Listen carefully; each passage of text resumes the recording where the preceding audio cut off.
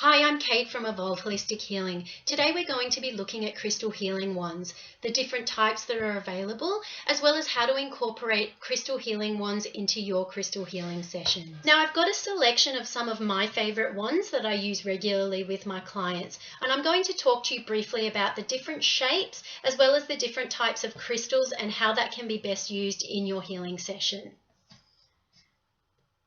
Here I've got a very small snowflake obsidian wand. Now snowflake obsidian is a wonderful grounding stone, so this wand would be perfect to use at the lower chakras, so the earth chakra, the base chakra, etc. It is a manually shaped wand, meaning that the stone does not come in this form naturally. It has been shaped. It has a feminine end, which is the blunt end, and a masculine end, which is the pointed tip. Now the energy generally comes out through the pointed tip, almost like a laser beam in any wand. It has a much higher vibration that way, and generally we work with the wand point facing towards the client. This is probably the wand I work with the most. It's a natural Lemurian quartz wand. Lemurian quartz is generally identified by the fact that it's one, natural, it hasn't been artificially shaped, it's elongated and thin, and it has ribbing down one or more sides.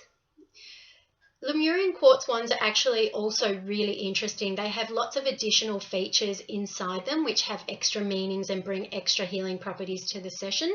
This particular wand has a natural twist along one side and it sits perfectly in my hand, almost as though it was made for me. So that's one of my favorites.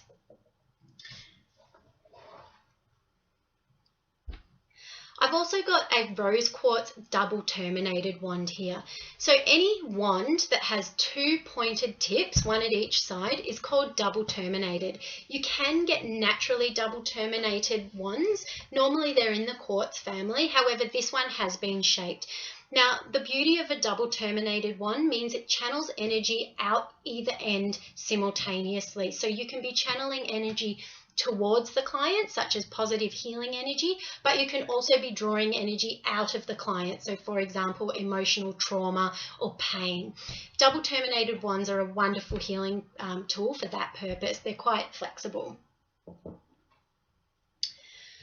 This is another shaped amethyst wand. Now amethyst resonates with the third eye and crown chakras, so this one would be excellent to use for someone who's on a path of spiritual growth, someone that is in need of some calming in the mind, also for someone who has very heavy earthbound energy, so someone suffering with depression and needs a little bit of a lift and a draw up towards the higher chakras and connection back with their higher self.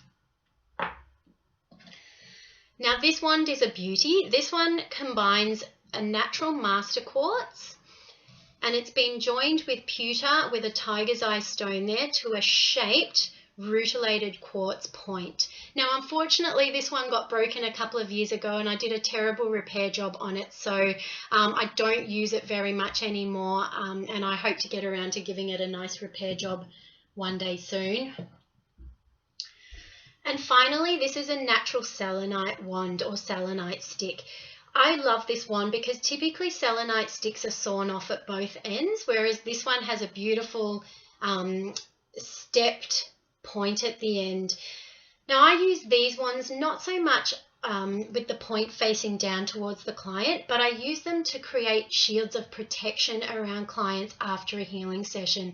Selenite is wonderful for cleansing the aura as well as repelling and removing negative energies, especially for people who are empaths that tend to absorb energy from others. It also helps seal in the healing after the session, so it keeps all that juicy goodness in and repels any negativity from entering, so your client can move forward with the day with the healing intact.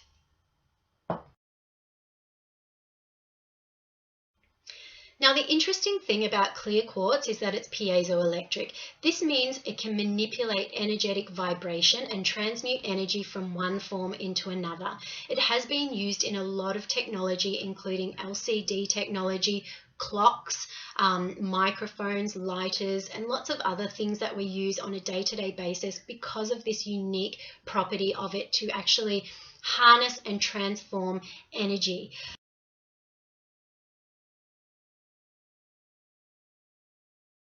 Because of this unique property of clear quartz, the best way to enhance its healing properties prior to a session is to wake it up. And this means applying a little bit of friction, which will then activate all of that energetic vibrational capacity of the quartz.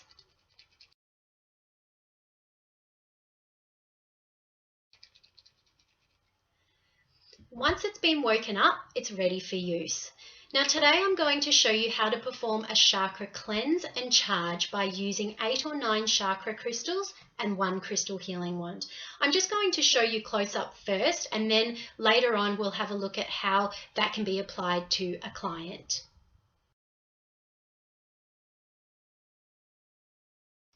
Now, the important thing to remember is when we're doing a chakra cleanse and charge that we start with the base chakra first.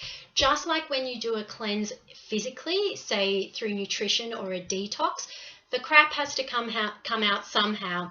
This is the same when we're doing an energetic cleanse as well, and it comes out the same place. It comes out through the base chakra. So we want to activate and cleanse that chakra first, so all the subsequent chakras have that open gateway for elimination and can release any blocked energy easily.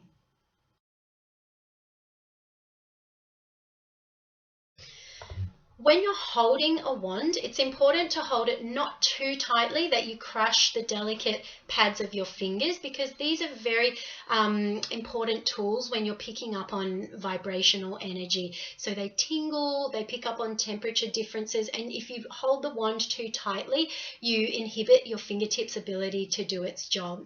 You also don't want to hold the wand too loosely, because you do not want to drop it on your client halfway through a session. Once you've got your wand in a comfortable grip, hold it about 2 inches above the chakra point. Any closer and you run the risk of knocking the crystal off your client's body or bumping into your client, and any higher and you're losing contact with the core area of the chakra. So about 2 inches above is a really ideal place to have it. Now, starting at the base chakra, remember, all we do is spiral the wand in an anti-clockwise direction. And here, once again, it's about finding balance. You don't want to go too fast, because that has the energetic response of, or the energetic equivalent of being on a roller coaster ride. It can create turbulence in the auric field and can leave your client feeling a little unsettled, especially if you're zooming through the stomach area. It can create a little bit of nausea and illness in this area. And likewise, you don't want to go too slowly, because if you go too slowly, you're not really maximizing the effect of working on the chakra. So a nice medium pace here is good. And you want to be creating a circle around the size of, say, an apple. If you were looping around a small apple is good. Now you're going in an anti-clockwise or counterclockwise direction, and we're going to pretend that I'm working on the base chakra here, and then you draw the wand down between the legs. So spiraling counterclockwise and drawing it down, and this is encouraging that chakra area to open, cleanse and release down. And once we've finished with the base chakra, then you can move up to the sacral chakra, and it's exactly the same. So spiraling in a counterclockwise direction and drawing it down through the base. Now you can do this anywhere from 2 to 5 times on each chakra point until you get to the higher crown chakra.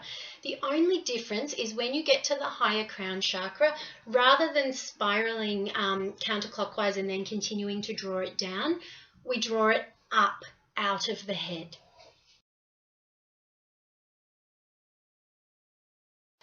So once we've gone through and cleansed all of the chakras, it's time to charge them and fill them with juicy healing energy. So we do the same, but everything is in reverse.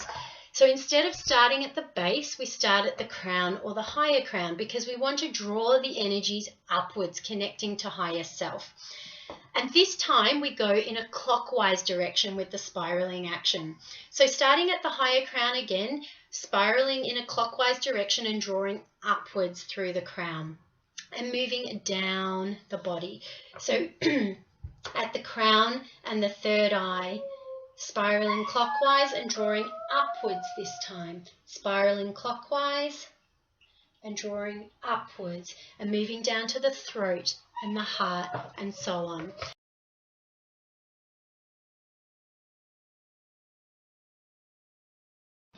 So just to summarize, when we're cleansing the chakras, we start at the base, we spiral counterclockwise and we draw downwards, working our way up the body. But when we're energizing a chakra, we start at the higher crown, we spiral clockwise and we draw upwards, moving down the body. One other simple movement that you can incorporate into your crystal therapy session is to simply hold the wand. It doesn't matter if you're using a double terminated wand or a single pointed wand.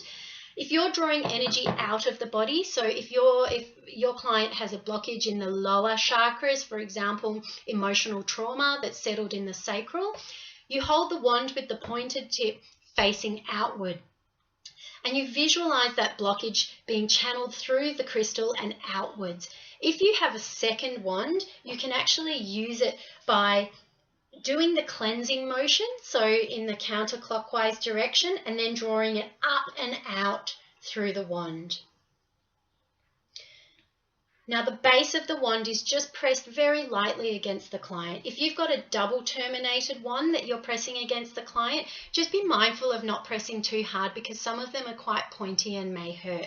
So just gently and spiraling in a counterclockwise and out, drawing the energy outwards.